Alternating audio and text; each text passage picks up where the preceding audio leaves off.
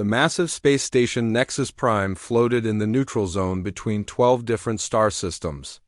Its rotating rings housed delegates from 47 different species, all gathered for the most important meeting of the galactic year. The station's conference hall buzzed with the sounds of universal translators working overtime as beings spoke in clicks, whistles, growls, and harmonics that no single species could understand without help. Ambassador Zethkara of the Vorthan Empire rose from her crystalline chair, her forearms spreading wide in a gesture of authority. Her blue skin shimmered under the artificial lights as she addressed the assembly. The tall, elegant alien had called this emergency session, and every delegate knew why. The question that had haunted their civilizations for 3 centuries was finally going to be discussed openly. "Fellow beings of the galactic community," Zethkara began, her voice carrying the weight of ancient wisdom, "we have gathered here to address the mystery that none of us dare speak about in our home worlds. The Sol system and its surrounding territories remain forbidden to all our species. Yet none of us can explain why." A ripple of unease passed through the assembly. Delegates shifted in their seats, some changing colors, others clicking their mandibles nervously. In the observer section, Captain Jake Morrison sat perfectly still, his weathered face showing no emotion. The human wore the simple blue uniform of the Terran Diplomatic Corps, his graying hair neatly trimmed, his hands folded calmly in his lap. Beside him, Dr. Lisa Hayes scribbled notes on her tablet. The xenobiologist had short brown hair and sharp green eyes that missed nothing. She had been studying alien behavior for 15 years, but today she was the one being studied. Every few minutes, she felt the weight of alien gazes upon her, curiosity and fear mixing in their expressions. The first to respond was Ambassador Clichter of the Zilithian Confederacy. The insect-like being stood on 6 legs, its compound eyes reflecting rainbow patterns as it spoke. "The warnings come from our oldest archives," Clichter said, its voice creating harmonic vibrations. "Our ancestors spoke of a great darkness around the human star. They said to stay away, but they never explained why." Murmurs of agreement filled the hall. Similar stories emerged from species after species. The Volf-like Canary had legends of hunters who should not be approached. The aquatic Madani spoke of deep currents that carried whispers of danger from the direction of Sol. Even the mechanical, Synthi units had programming restrictions that prevented them from plotting courses into human space. Elder Vashken of the Crystalline Kethmori Confederation projected holographic images as he spoke. His transparent body pulsed with inner light, each pulse representing a different emotion. "Our scout ships detected gravitational anomalies at the edge of human territory," he said. 3 expeditions were sent to investigate. None returned. No distress signals, no wreckage found, they simply vanished. Dr. Hayes looked up from her notes, catching Captain Morrison's eye. The human nodded slightly, understanding passing between them. Morrison had heard these stories before, but never all together in one place. The pattern was becoming clear. A new voice joined the discussion. Commander Threshnell of the Reptilian Defense Force slithered forward on his massive coils. His scaled head rose above the other delegates, tongue flicking out to taste the air. "The Forbidden Zone grows larger each year," he hissed. "Our border patrols report human ships appearing at the edge of their territory, but they never cross into our space. They watch, they wait, but they never enter." "That's because we don't need to," Morrison thought to himself, but kept his expression neutral. The debate continued for hours. Species after species shared their experiences, their fears, their complete inability to explain why they avoided human space. Some spoke of nightmares that plagued their crews after approaching the Sol system. Others described equipment failures that happened only near human territory. A few mentioned the strange feeling of being watched whenever they traveled in that direction. Dr. Hayes documented every testimony, every theory, every wild guess. The pattern was always the same. Every single species in the galaxy had independently decided that human space was off limits. No government had issued such an order. No treaty had been signed. No threats had been made. Yet the result was universal avoidance. Finally, President Morgan of the Unified Worlds stood to address the assembly. The elderly humanoid Silver. Hair gleamed as he spoke with the authority of someone who had witnessed centuries of galactic politics. "We cannot continue to ignore this situation," he declared. "Our civilizations have grown around this empty space like a wound that will not heal. We must know the truth." The hall fell silent. Even the constant hum of the life support system seemed to quiet. Every being present knew that they had reached a critical moment. The question was no longer whether to investigate, but how to do it without triggering whatever force kept them away from human space. "I propose we form an investigation committee," Morgan continued. "A joint effort from multiple species to finally solve this mystery. We will approach the edge of human territory and document what we find." "And who will volunteer for this mission?" Zethkara asked, her voice carrying a note of challenge. The silence that followed was deafening. Delegates looked at each other, then at the floor, then at anything except the center of the room, where the question hung in the air like a toxic cloud. Minutes passed, no one moved, no one spoke. The bravest civilizations in the galaxy, beings who had conquered stars and built empires, sat frozen by the thought of entering human space. Morrison stood up slowly, his movement drawing every eye. In the room, the human walked to the center of the hall with steady steps, his boots echoing in the silence. He looked around at the assembled delegates, seeing fear in every face, every eye, every energy signature. "I'll take you there," Morrison said simply. His voice was calm, matter-of-fact, as if he was offering directions to a local restaurant. "The Starbound can escort a small investigation team to the edge of our territory. You won't need to enter the Sol system itself. Just close enough to see what you've been avoiding all these centuries." The relief in the room was almost physical. Delegates sagged in their chairs, breathing easier now that someone had offered a solution, but the fear remained. Even with a human escort, the thought of approaching their forbidden zone made every instinct scream warnings. Dr. Hayes watched the faces around her, seeing the same expression on everyone. It was the look of beings who had just agreed to visit their own nightmares. She wondered if they would still feel the same way once they learned the truth about why no species entered human space. She suspected that understanding the reason would be far more terrifying than the mystery itself. 3 weeks after the Galactic Council meeting, the investigation fleet gathered at the neutral coordinates Captain Morrison had provided. The human ship Starbound waited patiently as the alien vessels approached, their crews fighting every instinct that screamed at them to turn around and flee. Commander Alex Carter stood on the bridge of the human escort vessel Aurora, watching the approaching ships through the main view screen. His dark hair was streaked with premature gray, a result of 15 years commanding deep space missions. He wore the standard black uniform of the Human Space Navy, his rank insignia polished to perfection. "Incoming transmission from the Zilithian vessel," reported Lieutenant Commander Ryan Phillips from the communications station. The young officer's fingers danced across his console as he opened the channel. Ambassador Corain appeared on the screen, her compound eyes reflecting nervous patterns. The insectoid delegate had volunteered for the mission despite her obvious fear. Her mandibles clicked rapidly as she spoke, a sign of extreme agitation that the humans had learned to recognize. "Commander Carter, our sensors are detecting unusual readings as we approach your territory," Corain said, her voice carrying harmonics of distress. "Our navigation systems are recommending immediate course corrections away from this area." Carter nodded calmly. "That's normal, Ambassador. Your instincts are working exactly as they should. Please maintain your current heading. We'll be entering human space in approximately 10 minutes. On another screen, Captain Tavar of the Saurian Republic vessel hissed his concerns. The reptilian warrior's scales had shifted from their normal green to a deep red, indicating high stress levels.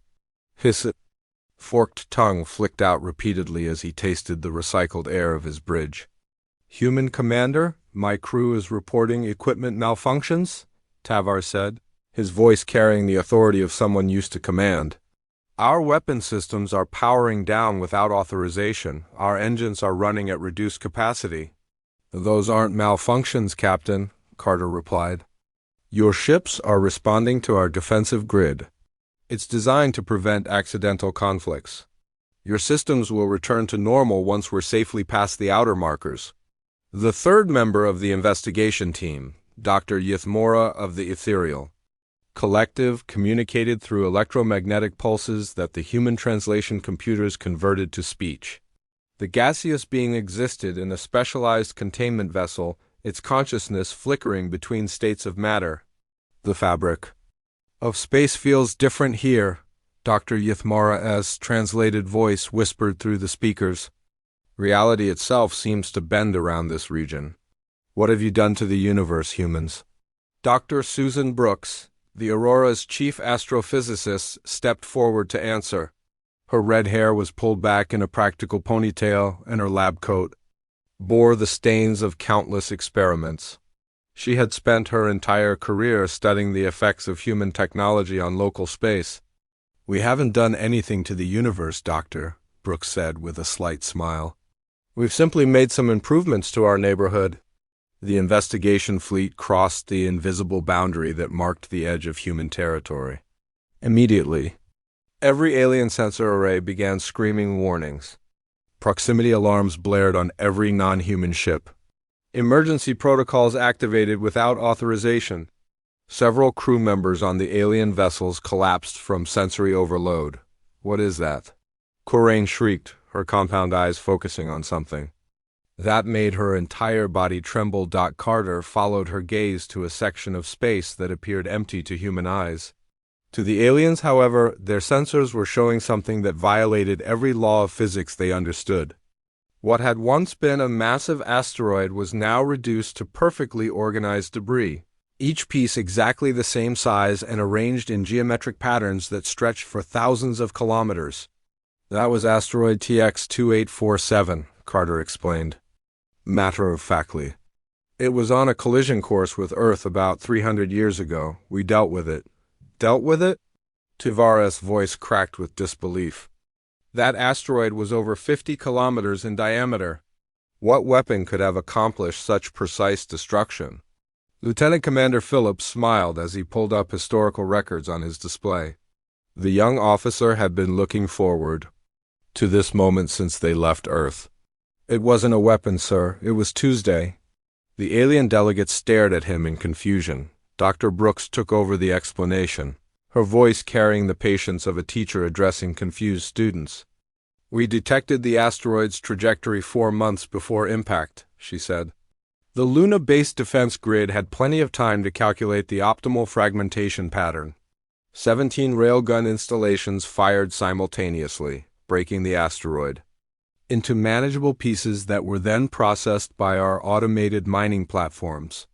Captain Tavares' scales shifted to purple, a color that indicated complete bewilderment. You destroyed a planet-killer asteroid as part of your routine mining operations? We don't destroy them, Carter corrected gently. We harvest them. That asteroid provided enough rare metals to fund our expansion into the Centauri system. Nothing goes to waste in human space. The Aurora's main screen shifted to display Luna Base, Earth's moon colony. The aliens gasped as they saw the massive installations that covered the lunar surface. Railgun emplacements stretched from pole to pole, their barrels pointed toward the outer system. Manufacturing facilities processed incoming materials around the clock. Defensive shields flickered with barely contained energy. How many weapons do you have on that moon? Dr. Ythmora asked, his electromagnetic signature fluctuating with shock. Those aren't weapons, Brooks replied. They're tools. Every piece of space debris larger than a basketball within 50 light-years of Earth is tracked by our monitoring system. If something poses a threat to inhabited areas, we remove it. If it contains useful materials, we harvest it. If it's just space junk, we either move it to a safe orbit or break it down for recycling.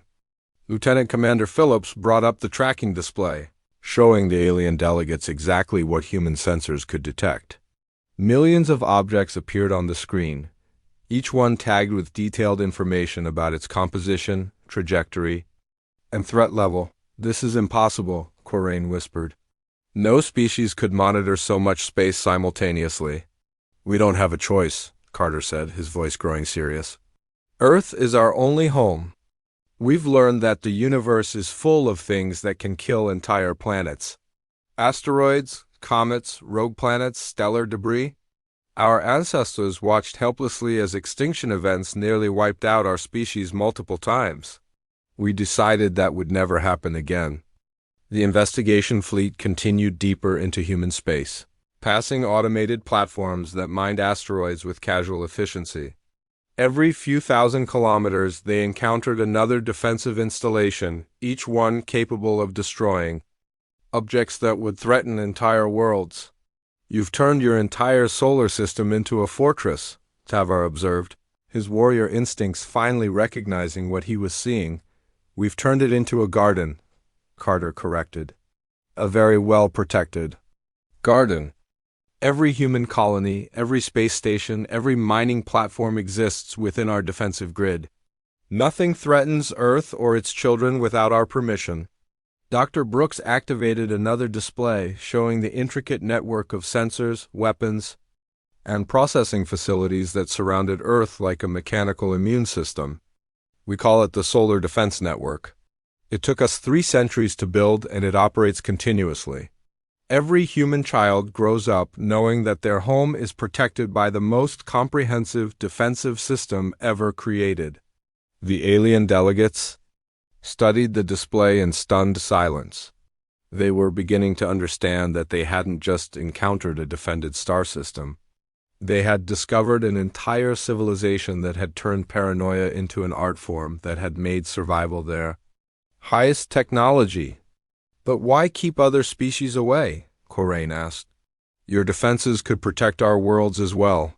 Carter exchanged a look with Dr. Brooks before answering. Because, Ambassador, you haven't seen our real defenses yet. What we've shown you so far is just the outer layer. The warning system that keeps curious visitors from accidentally triggering something they wouldn't survive. The investigation fleet had barely scratched the surface of human space, and already the aliens were overwhelmed by what they had discovered. None of them suspected that the truth was far more complex and terrifying than anything they had imagined. The investigation fleet approached Earth's orbital station Unity, one after a tense 3-day journey through human space. The massive structure rotated slowly against the backdrop of the blue planet below, its multiple rings housing millions of humans who worked to maintain the complex systems that protected their world. Admiral Kate Sullivan waited in the main docking bay as the alien delegates disembarked from their shuttles. The 50-year-old woman had commanded Terran defense for over a decade, and her stern expression showed the weight of responsibilities that kept entire worlds safe. Her gray uniform bore the insignia of someone who had seen combat in the outer colonies, though few people knew the details of those conflicts. Ambassador Corain stepped off her shuttle first, her compound eyes darting nervously around the docking bay.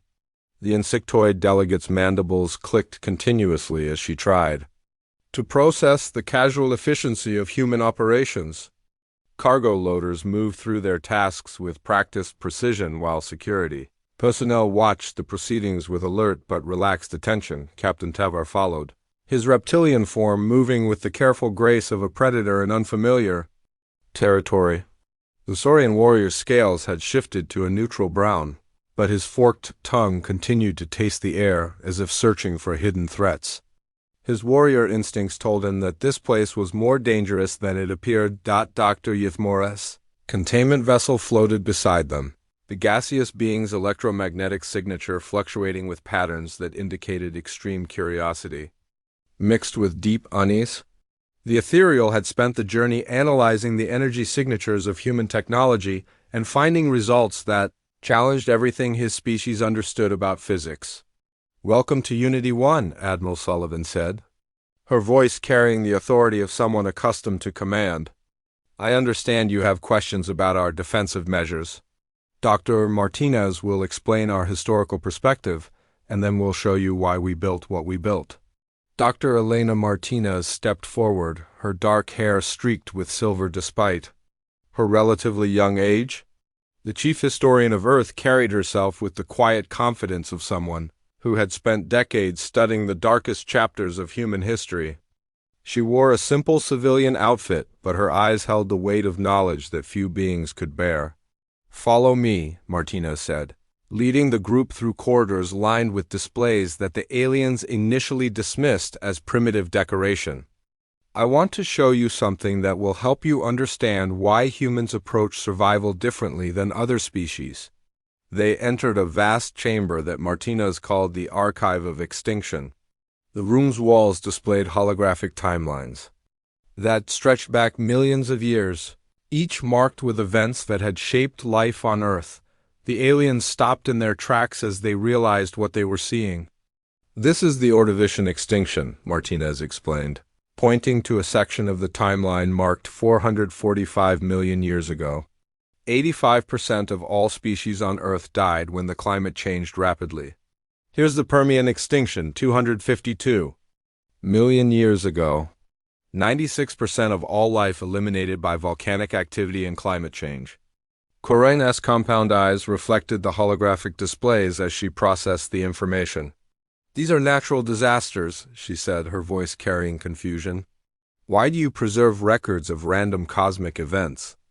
"Because they weren't random. To us," Martinez replied, "they were lessons. Each extinction event taught our ancestors that survival isn't guaranteed, that entire worlds can die without warning, that life itself is fragile beyond imagination." The timeline continued forward, showing the asteroid impact that killed the dinosaurs, the ice ages that nearly eliminated early humans, and dozens of smaller events that had shaped Earth's biosphere. Colonel Danny Foster, a tall man with scarred hands and observant eyes, stepped forward to explain the military implications. "Every extinction event was a tactical problem," Foster said, his voice carrying the practical tone of someone who planned for disasters. "How do you survive when the environment changes faster than evolution can adapt? How do you protect an entire species when the planet itself becomes hostile?" The display shifted to show more recent events from human history. The aliens watched in growing horror as Martinez described the nuclear weapons that had nearly destroyed human civilization, the climate changes that had threatened global agriculture, and the genetic bottlenecks that had reduced humanity to fewer than 10,000 individuals multiple times. "We came very close to extinction during the Toba supervolcanic eruption," Martinez explained, showing them simulations of the volcanic winter that had lasted for years. "Genetic evidence suggests that our entire species was reduced to less than 3,000 breeding pairs. We survived, but barely." Captain Tavish's scales shifted to deep purple as he studied the displays. His warrior culture respected strength, but this was something beyond physical power. "Your species has been fighting extinction for millions of years," he said, his voice carrying new respect. "Every generation has lived with the knowledge that they might be the last." "That's exactly right," Martinez said. "But the real lesson came later, when we developed the technology to see threats coming." She activated a new display showing the Yellowstone caldera, a massive volcanic system that lay beneath one of North America's most famous national parks. The aliens recoiled as they saw the monitoring equipment, the contingency plans, and the terrifying reality of what lurked beneath Earth's surface. "This is a supervolcano," Martinez explained calmly. "If it erupts, it could eliminate most life on Earth within months. The last time it happened, it nearly ended our species. We know it will happen again, probably within the next 100,000 years." Dr. Yithmora's electromagnetic signature spiked with disbelief. "You live above a weapon of mass extinction and you remain calm?" Major Patricia Wells, a compact woman with efficient movements and alert eyes, stepped forward to answer. "We remain prepared," she said, activating a display that showed evacuation routes, emergency supplies, and the colony ships that could carry Earth's entire population to safety within 72 hours. "Every human child learns the evacuation procedures," Wells explained. "Every family has emergency supplies. Every colony world maintains facilities that could support Earth's population indefinitely. We've been preparing for the next extinction event for over 400 years. The aliens studied the evacuation plans with growing amazement. The logistics involved in moving 8 billion humans off-world within 3 days required coordination that surpassed anything their civilizations had ever attempted. The backup systems had backup systems, and those had backup systems of their own. But this is just one threat, Coraine said, her mandibles clicking rapidly. How do you prepare for every possible disaster? Colonel Foster smiled grimly. We don't prepare for every possible disaster. We prepare for impossible disasters. The ones that are so unlikely that most species don't even consider them. Gamma-ray bursts that could sterilize half the galaxy. Rogue black holes that could tear apart star systems. Alien invasions by species with technology we can't even imagine. Martinez activated the final display, showing the comprehensive threat assessment system that monitored everything from solar flares to theoretical physics experiments. We learned that the universe is actively hostile to life, she said. Not through malice, but through sheer statistical probability. Given enough time, everything that can go wrong will go wrong. The display showed hundreds of potential extinction scenarios, each one analyzed in detail with corresponding prevention or mitigation strategies. The aliens realized they were looking at the most comprehensive disaster planning system ever created, built by a species that had learned to expect the worst possible outcomes. Your entire civilization is built around the assumption that disaster is inevitable, Tavar observed, his scales shifting to colors that indicated both fear and admiration. Our entire civilization is built around the assumption that disaster is survivable, Martinez corrected. If you know extinction is coming, you can prepare for it. If you prepare properly, you can not only survive but help others survive as well. The aliens stood in stunned silence, finally beginning to understand the mindset that had shaped human space into an impregnable fortress. They had assumed that humanity's defenses were built from paranoia or aggression. Instead, they were witnessing the results of a species that had learned to treat extinction as a solvable problem rather than an inevitable fate. Admiral Sullivan's voice broke the silence. Now you understand why we built our defenses. Tomorrow we'll show you what we're really defending against. The journey to the Centauri monitoring station took 6 hours, through hyperspace corridors that the alien delegates had never known existed. Chief Engineer Billy Thompson piloted the transport vessel with casual expertise, his weathered hands steady on the controls as he navigated through what appeared to be empty space but was actually filled with hidden human installations.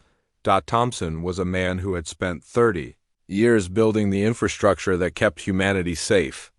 His gray beard was streaked with silver, and his blue coveralls bore the stains of countless repairs on equipment that most species couldn't even detect. He hummed quietly as he worked, treating the complex navigation through cloaked defense platforms as routine as driving to work. Dr. Rachel Green sat beside him in the co-pilot seat, her auburn hair pulled back in a practical bun as she monitored the sensor readings that would have overwhelmed most alien computer systems. The astrophysicist had designed many of the early warning systems that protected not just human space, but had inadvertently been safeguarding other civilizations for decades.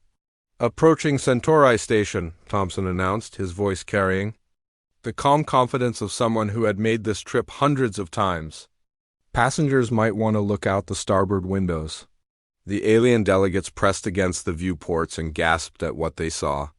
What had appeared to be a small asteroid field was actually a massive installation disguised as natural space. Debris, hundreds of structures that looked like rocks were actually sophisticated monitoring stations, each one capable of detecting threats across multiple star systems. Ambassador Coraine's compound eyes reflected the lights of the hidden base as she tried to process what she was seeing. How long has this been here? She asked, her voice barely above a whisper. About 200 years, Dr. Green replied matter-of-factly. We started building it shortly after first contact with the Zilithian Confederacy. We needed to know what was happening in the galaxy beyond our borders. Captain Tavar's scales shifted to deep orange, a color that indicated suspicion mixed with grudging respect. You've been spying on us for 2 centuries? We've been watching for threats for 2 centuries, Green corrected gently. There's a difference between spying and monitoring. Spying implies we were looking for secrets to steal or advantages to exploit. We were looking for dangers that might threaten the entire galaxy. The transport docked with the main station, and the group was greeted by Captain Nick Davis of the intelligence vessel Shadow Runner. Davis was a lean man with sharp eyes and prematurely gray hair, the result of spending years in deep space gathering information that most humans never knew existed. He wore a black uniform without insignia, identifying him as part of the Classified Operations Division. "Welcome to the real human space program," Davis said with a slight smile. "What you've seen so far is our public face. Our defensive installations, our colonies, our trade routes. This is where we show you what we've really been doing for the past 3 centuries." He led them through corridors lined with displays that showed real-time information from across the galaxy. The aliens stopped in shock as they realized the scope of what they were seeing. Every major star system, every trade route, every military movement was being tracked and analyzed by human intelligence networks. "This is impossible," Dr. Yithmora said, his electromagnetic signature fluctuating wildly. "No single species could monitor the entire galaxy simultaneously." "You're right," Davis replied. "No single species could do this alone. But we didn't do it alone. We did it carefully, quietly, and with the help of beings who didn't even know they were helping us." Dr. Green activated a display that showed the vast network of human traders, explorers, and researchers who had been spreading across the galaxy for centuries. What other species had seen as normal expansion was actually the deployment of the most sophisticated intelligence-gathering operation in galactic history. "Every human merchant ship carries sensors that are more advanced than most military vessels," Green explained. "Every human explorer is trained to recognize and report unusual phenomena. Every human researcher shares their data with a central analysis network that processes information from thousands of sources simultaneously." The display showed trade routes that connected every major civilization, with human vessels serving as mobile sensor platforms that reported back to hidden installations like Centauri Station. The aliens realized that humanity had been quietly building a galaxy-spanning early warning system disguised as peaceful commerce and scientific research.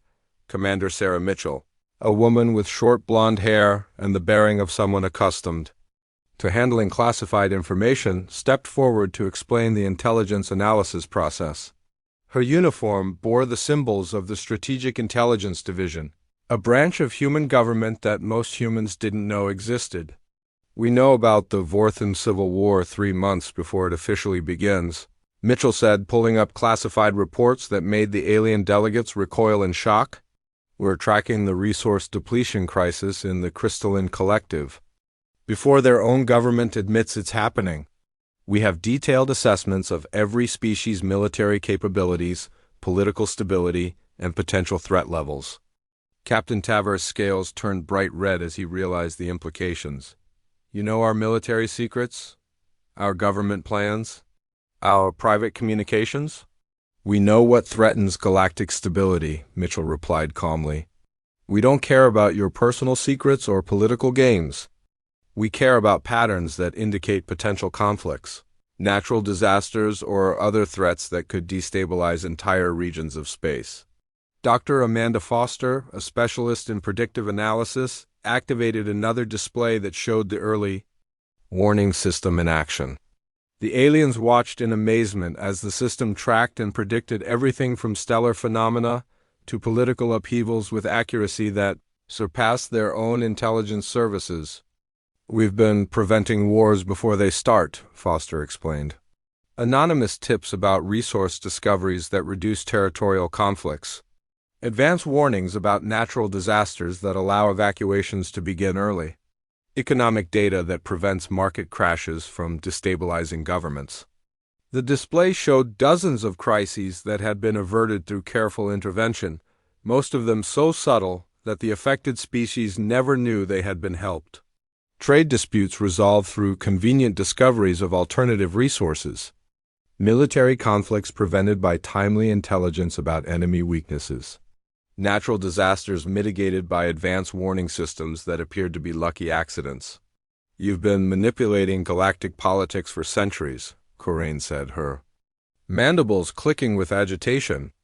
We've been stabilizing galactic politics for centuries, Davis corrected. There's a difference between manipulation for personal gain and intervention to prevent unnecessary suffering. We don't profit from these activities.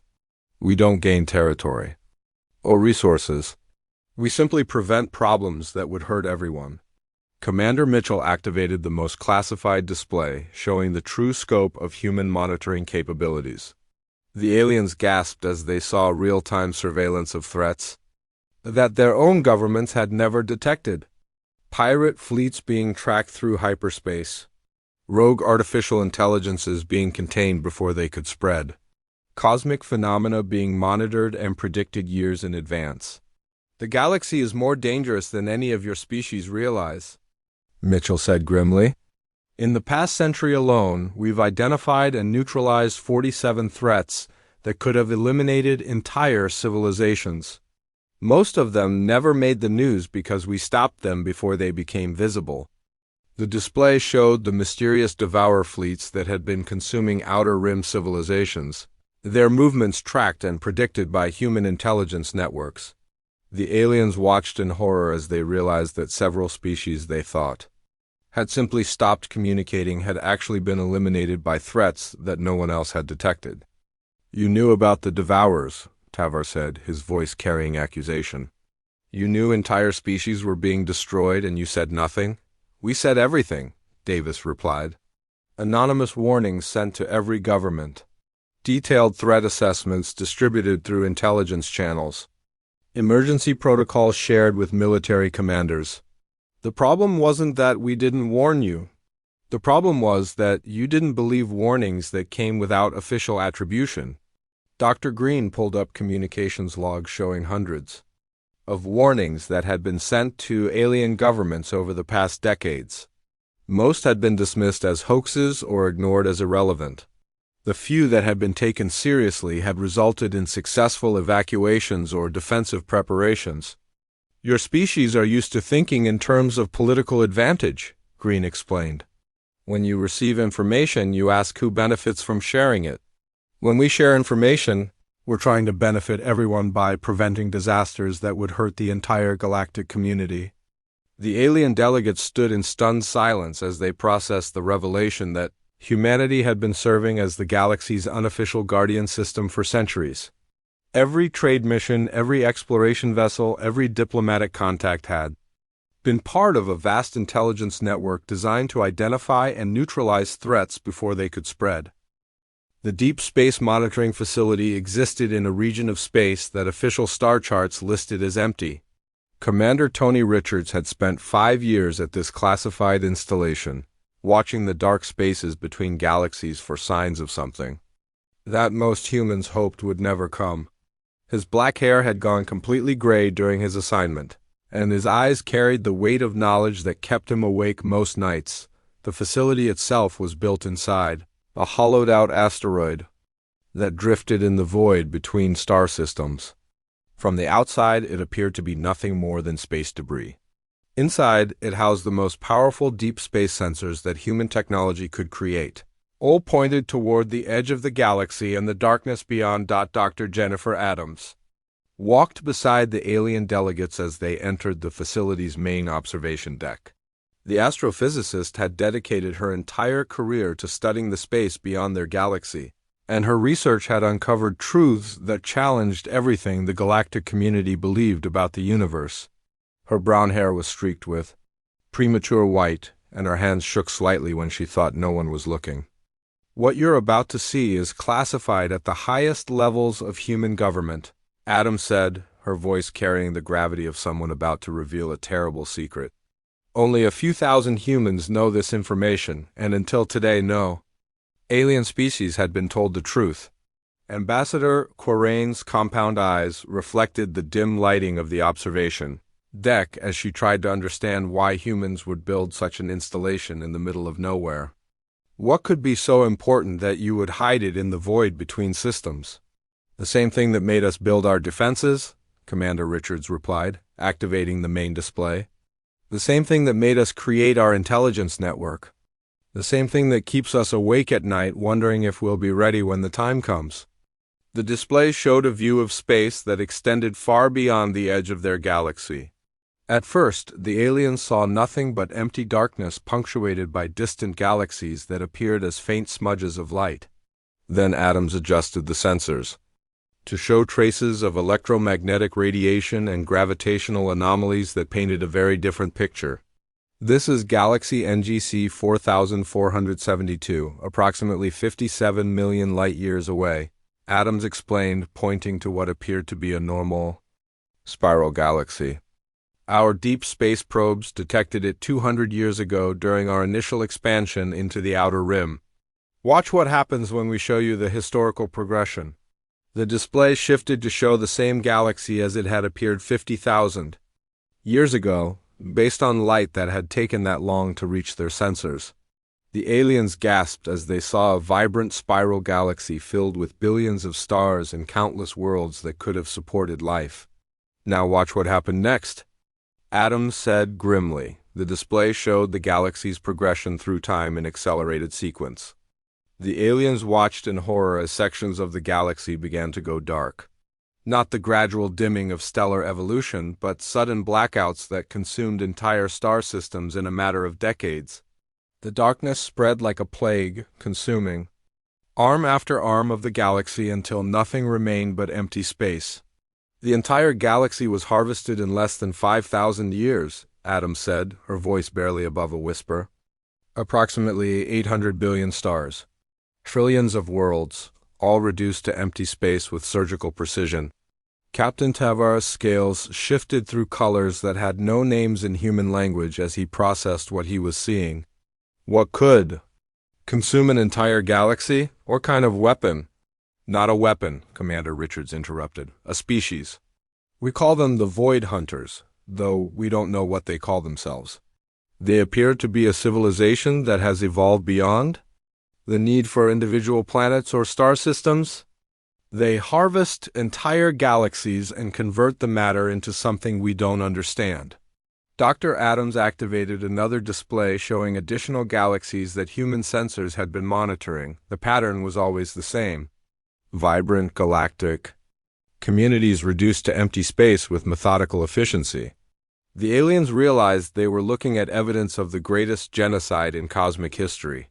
How many galaxies have they consumed?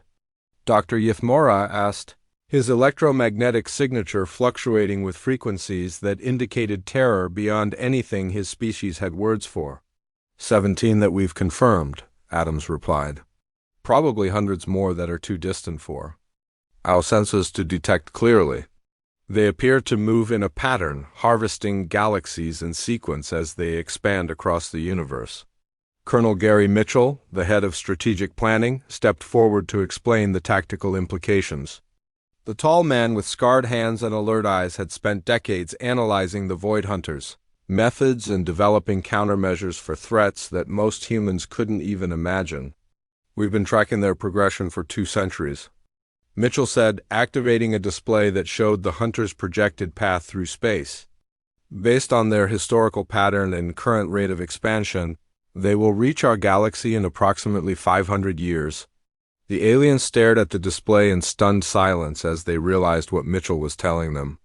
The countdown showed 487 years, 73 days, 14 hours until the estimated arrival of an enemy that could consume their entire civilization. 500 years, Quirain whispered. That's barely 30 generations for most of our species. That's why we built our defenses, Richard said. That's why we created our intelligence network. That's why we've been preparing for a war that won't begin for centuries. Every human installation, every defensive platform, every piece of technology we've developed has been designed with the Void Hunters in mind. Lieutenant Kelly Brooks, a young officer who specialized in analyzing hunter technology, activated a display showing the classified construction projects that had been hidden throughout human space.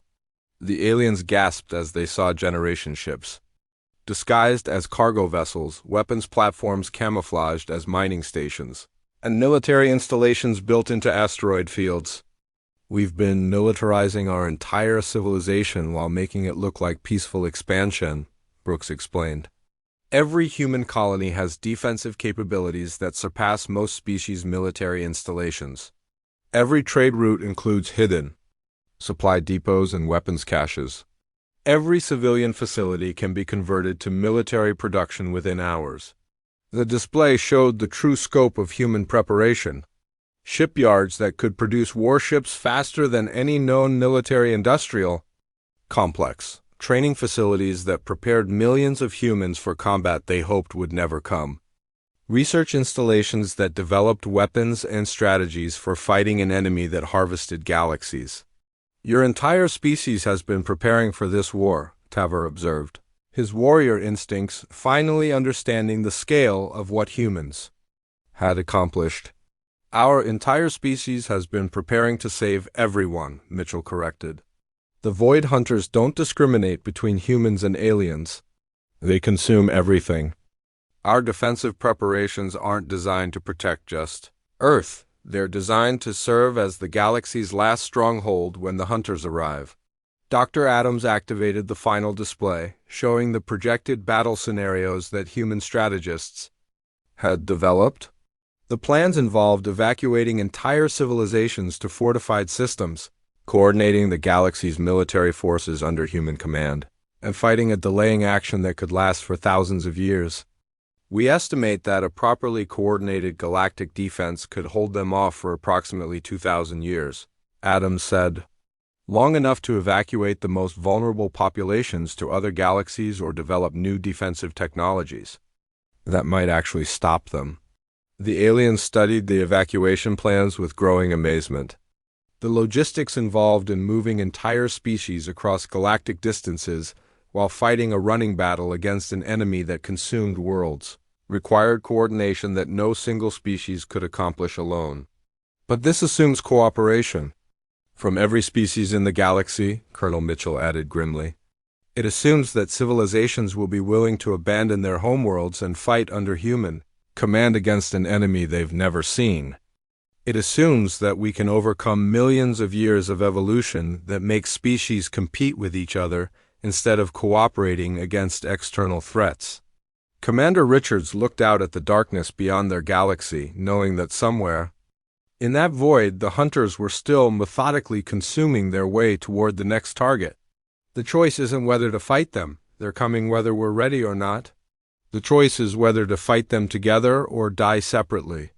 The alien delegates stood in stunned silence as they processed the revelation that their entire galaxy was living on borrowed time.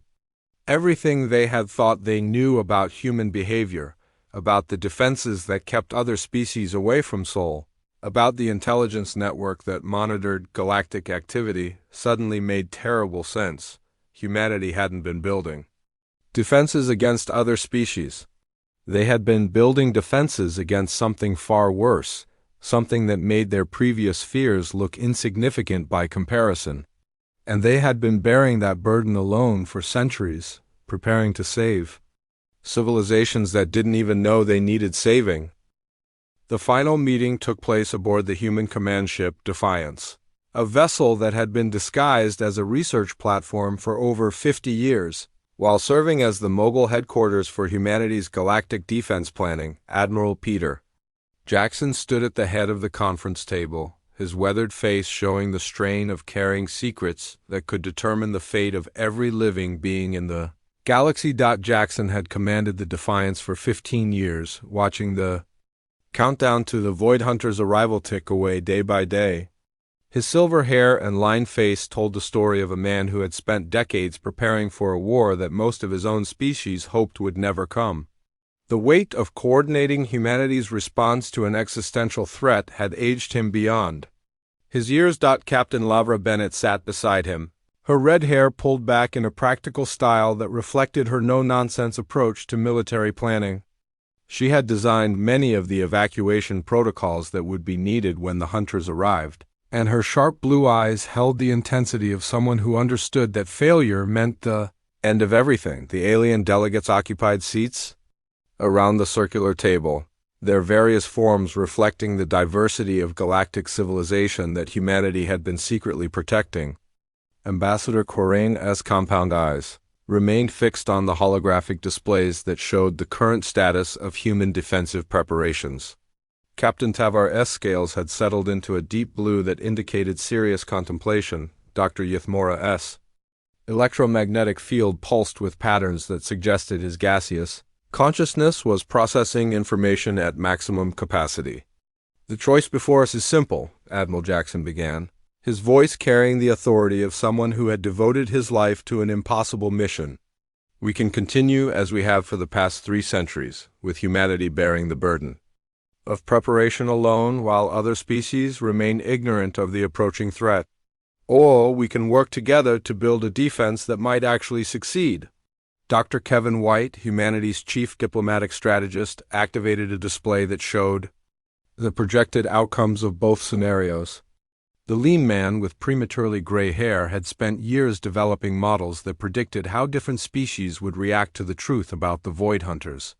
"If we continue alone, our projections show a 15% chance of successfully defending the galaxy," White explained, his voice carrying the weight of statistical certainty. "If we achieve full cooperation from all major galactic civilizations, that probability increases to 67%. The numbers hung in the air like a death sentence. Even with perfect cooperation, the galaxy faced a 1 in 3 chance of complete extinction. Without it, they were almost certainly doomed. Commander Amy Clark stepped forward to explain what cooperation would actually require. The compact woman with short blonde hair had overseen the development of integration protocols that would allow alien technologies and human defensive systems to work together effectively. "Full cooperation means more than just sharing information," Clark said, pulling up detailed charts that showed the massive changes required. "It means reorganizing your entire civilizations around the defense effort. It means abandoning traditional territorial claims and accepting unified command structures. It means converting civilian industries to military production on a scale that has never been attempted." The display showed the scope of transformation required. Entire star systems would need to be converted into fortress worlds. Millions of ships would need to be built and crewed by personnel from dozens of different species. Supply lines would need to span the entire galaxy while remaining hidden from long-range hunter reconnaissance. "Your species would need to contribute everything," Admiral Jackson added grimly. "The Zilithian production capacity for manufacturing defensive platforms, the Saurian warrior traditions for training ground forces, the ethereal mastery of energy manipulation for powering our weapons. Every species brings unique capabilities that we need to succeed." Captain Tavar was the first to respond, his scales shifting to the bright green that indicated acceptance of a challenge. "The Saurian Republic has been searching for a worthy enemy for centuries. We have found one. Our warriors will fight beside humans against these hunters." His declaration carried the weight of his entire civilization. The Saurians were a warrior culture that respected strength above all else, and they had finally encountered an enemy that demanded their full capabilities. The prospect of a war that would last for millennia appealed to their deepest cultural values. Ambassador Corrain's mandibles clicked as she processed the implications for her species. "The Zilithian Confederacy has always valued survival above territorial expansion. Our hive minds can coordinate production efforts across multiple star systems simultaneously. We will adapt our colonies to serve the greater defense." Her compound eyes reflected the holographic displays as she made calculations that involved the coordination of billions of individual Zilithians. The insectoid species had evolved collective decision-making processes that could manage complex logistics on a galactic scale. Dr. Ythmora's response came as electromagnetic pulses that the translation systems converted to speech. "The ethereal collective has studied the energy signatures of the Void Hunters' technology.